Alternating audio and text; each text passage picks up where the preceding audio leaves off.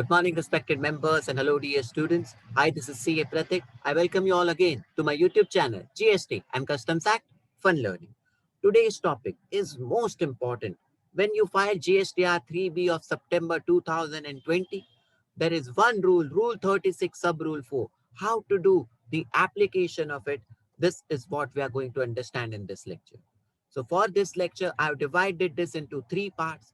First, I will explain you what is Rule 36 Sub Rule 4. Second, I will explain you there were some relaxations in Rule 36 Sub Rule 4. And when you file GSTR 3B of September 20, how this rule you have to make application. See this. Point number one. What is Rule 36 Sub Rule 4? Suppose I am a seller. I am a supplier. I sold goods to Mr. Anil sir. He is a recipient. So I sold goods of rupees 1480 plus 18% GST. This is the invoice details. Okay, so I sold goods to him. As a recipient, he will pay 1480 to me. This is my money. And he will also pay GST of rupees 266 to me. This GST which I collected, I will pay to the government. Okay, so supplier always collects GST and pay it to the government. And whatever GST this recipient has paid, for that he is going to get what? Input tax credit. Whatever GST of 266 Mr. Anil sir has paid, he will get input tax credit of it. Okay, now understand. As a supplier, whatever goods I sell or whatever services I give, I have to file one return known as GSTR1. 10th of the subsequent month. Every month on 10th of the subsequent month, I have to file this return. And I have to give this invoice detail. And on the basis of this GSTR1, entire input tax credit will be auto-populated in buyers, recipients, GSTR2A, as well as a new statement in GSTR2B. So through my GSTR1, all the details of invoice shall be auto-populated in recipient's GSTR2A as well as in GSTR2B. Correct? Now see, recipient can view this ITC details in a statement. Okay? Now understand the point.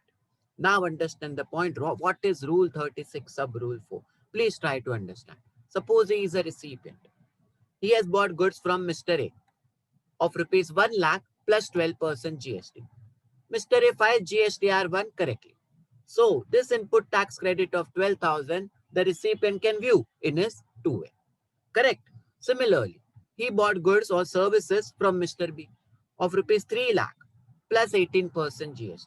He also filed which return? GSTR1 correctly. Through his GSTR1, entire invoice ITC details will be auto-populated in recipient's 2A. So Mr. Anil sir can view this credit of 54,000 also in his 2A. But he took services from Mr. C, rupees 5 lakh plus 18% GST. Mr. C, he was required to file GSTR1, but he never filed GSTR1. Since he did not file GSTR1, these details never got auto-populated. This input tax credit never got auto-populated in recipient 2A. So this credit of 90,000 is not available in 2A. Agreed? And he also took services from Mr. D, 2 lakh plus 12% GST. Mr. D filed GSTR1, but instead of Anil sir GST number, he wrote some incorrect GST number. So this 24,000 ITC also did not get auto-populated in recipients 2A. So if you see carefully, Mr. Anil sir actual input tax credit as per purchase register, if you all, is 1,80,000. But how much is auto-populated in his 2A? Only 66,000. Only rupees 66,000. Correct? Now understand what this Rule 36 Sub Rule 4 teaches us. What this rule says. See, recipient's actual ITC as per purchase register was 1,80,000.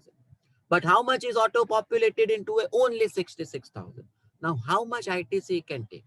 How much ITC? You know how much he can take? As per Rule 36 Sub Rule 4, recipient can take input tax credit as whatever ITC is available in 2A into 110%. Only that much.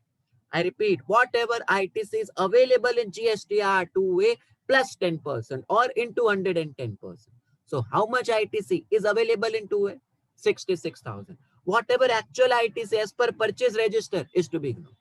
So whatever ITC is available in 2A into 110%, maximum ITC can take 72,600. So out of 1,80,000, whatever balance ITC of 1,07,400 is there, he will take it in the subsequent month. When such ITC, when such invoice will be auto-populated in 2A, only at that time he can take. So this is that dangerous rule. Rule 36 sub rule 4. Okay, whatever actual ITC as per purchase register, ignore. Whatever ITC is available in 2A plus 10% or into 110%, this is the maximum you can take. Correct. But there was some relaxation part 2. There were some relaxation in rule 36 sub rule 4 due to COVID-19. Government was good. This rule 36 sub rule 4 was relaxed for the period of GSTR 3B of Feb 2020 till GSTR 3B of August 2020. This provision, rule 36 sub rule 4, was temporarily relaxed. Okay, so all the recipients were very happy. For the period of GSTR 3B of Feb 20 till August 20, whatever ITC they can take is as per that purchase register.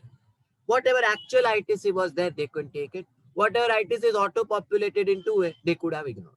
So this facility was there from Feb 2020 till GSTR 3B of August 2020. So what is the conclusion? All the recipients, suppose if the month of Feb, their actual ITC as per purchase register was 300. However, in 2A auto-populated was only 270. You could have ignored 270 and you could have taken 300 rupees. Similarly, for March, if your ITC as per purchase register was 400, but auto-populated was only 380, you could ignore that 380 and take actual 400. So this facility was there from Feb 20 till August 2020. So for the period of GSTR 3B of Feb 20 till August 20, you could have claimed actual ITC as per your purchase register, ignoring the ITC auto-populated in 2A. But this was only for the period till August 20. Now government is saying something that recipient don't be too happy. Don't be too happy. Rule 36.4 was relaxed only till August 2020. Now, when you file GSTR 3B for September 2020, you have to give cumulative effect for the period of Feb 20 to August 20. You have to give cumulative effect. Whatever ITC is auto-populated in 2A for the period Feb 20 to August 20, you need to compare it with your ITC as per purchase register. You need to compare it with your ITC as per purchase register.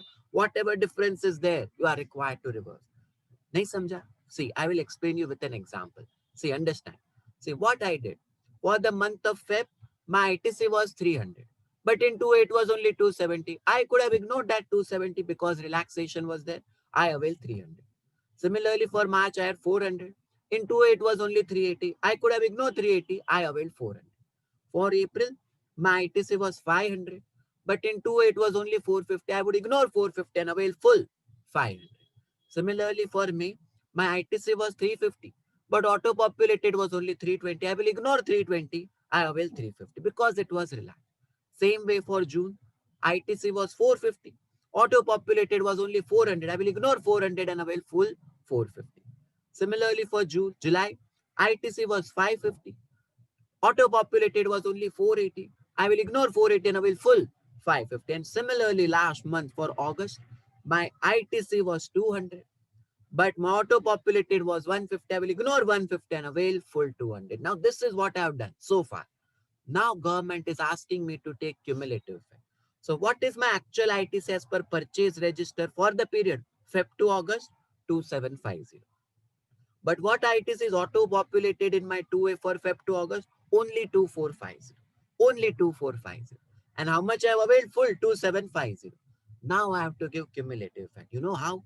So what ITC is auto-populated in 2A for Feb 20 to August 20? 2450. Correct. Into 1100%, 2695 is the maximum ITC you could have taken. 2695 is the maximum ITC you can take. Correct. How much ITC did you take? 2750. How much ITC as per rule 36 sub rule 4 you can take? Only 2695. So whatever excess ITC of rupees 55 you have taken, you are required to reverse this in GSTR 3B of September 2020. So this is the point. This is the point. This working every registered person has to do prior to filing GSTR 3B of September 2020. Please do it. And now from September 2020 and onwards, you have to make application of this rule every month. Every month you have to do from September 2020 onward. So suppose your actual ITC is 5,000 rupees, but ITC auto populated is only 4,000 rupees. How much you can avail? 4,000 into 110%, maximum is 4,400. As per this rule, you can avail only this much. Correct? So if your ITC is 5,000 as per purchase register, as per this rule, you can avail only 4,400. Balance 600 you can avail in the subsequent month when such ITC will be auto-populated in your 2A. When those suppliers will file GSTR1 correctly, at that time in future, you can avail this ITC. So, okay, so this was Rule 36, Sub Rule 4. Now, this point is harassment to taxpayer, that unless supplier file GSTR1 and such details are auto-populated in recipients 2A and 2B, recipients cannot avail input tax credit.